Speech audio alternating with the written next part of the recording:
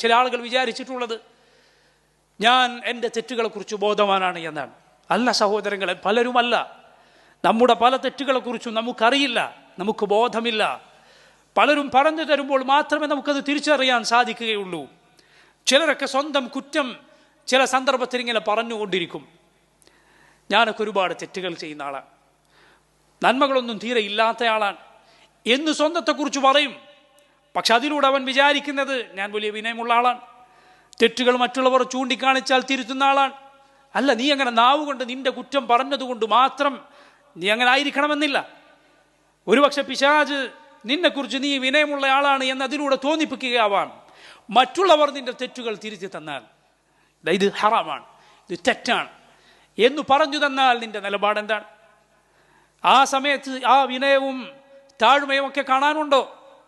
തിരുത്താനുള്ള ഭാവമുണ്ടോ? അവിടെയാണ് സഹോദരങ്ങളെ ചിന്തിക്കേണ്ടത്. അവിടെ ആലോചിക്കുക, സ്വന്തം തെറ്റുകളെ കുറിച്ച് ആലോചിക്കുക എന്നത് മുഹാസബത്തുൻ നഫ്സിന്റെ സൽഫലങ്ങളിൽ ഒന്നാണ്.